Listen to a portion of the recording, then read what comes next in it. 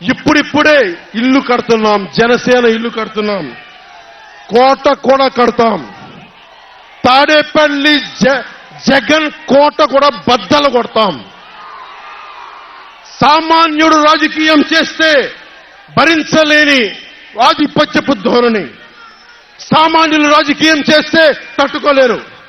అధికారం వాళ్ళ ఫ్యాక్షన్ కోటల్లోనే ఉండాలి. అది దాటి మనలాంటి మామూలులోకి వస్తే, మనం వ్యూహాలు వేస్తే, మనం పొత్తులు పెట్టుకుంటే వాళ్ళు భరించలేరు. అందుకని రకరకాలుగా చెప్పారు కథలు. సామాన్యుని రాజకీయం భరించమని చెప్పండి. జగన్ సామాన్యుడు రాజకీయం చేస్తే ఇలాగే ఉంటుంది. వ్యూహాలు వేస్తాం, పొత్తులు పెట్టుకుంటాం, నీ కోటలు బద్దల కొడతాం.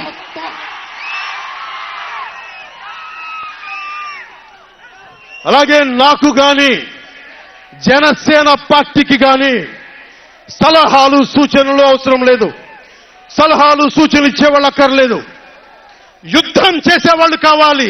కొత్త రక్తంతో, కుత్తలాడే రక్తంతో, గుండెలు చరించుకునే యువ రక్తం కావాలి.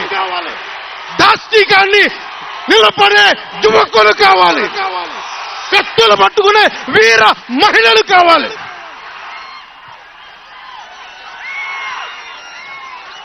అంతేగాని నాకు సలహాలు ఇచ్చేవాళ్ళు, మీకు తెలుసా జగన్ ఎలాంటి వాడో? సొంత బాబాయినే మర్డర్ చేయించిన వాడు, సొంత చెల్లినే గోడకేసి కొట్టినవాడు. మీరు చెప్తారు నాకు సలహాలు సూచనలు. ఎవరితో యుద్ధం చేస్తున్నానో నాకు తెలుసు.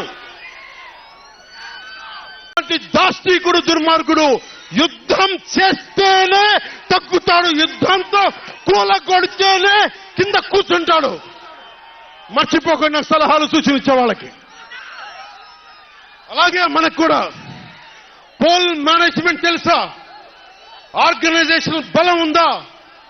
సంస్థాగతంగా పాతికిపోయిన తెలుగుదేశం పార్టీలతోటి మనం పోటీ పడగలమా? 800 నుంచి 1000 మంది బూత్ కార్యకర్తలు ఉన్నారా మనకి ప్రతి నియోజకవర్గంలో? 1000 మందికి 50 రోజులు ఎంతో కొంత డబ్బులు ఇస్తూ భోజనాలు పెట్టే సత్తా మన నాయకత్వాలకు ఉందా? మన నాయకత్వం ఇంకా ఎదుగుతా ఉంది. వెయిట్ చేయాలి. ఈలోపు రాష్ట్రాన్ని జగన్ పాలిట కానివ్వం. జన సైనికులు సిద్ధంగా ఉన్నా, ప్రజలు మన వైపు ఉన్నా, ప్రతి ఒక్కరిని ఓట్లకు తీసుకొచ్చే నాయకత్వం ఇంకా సిద్ధంగా ఉందా జనసేన పార్టీకి?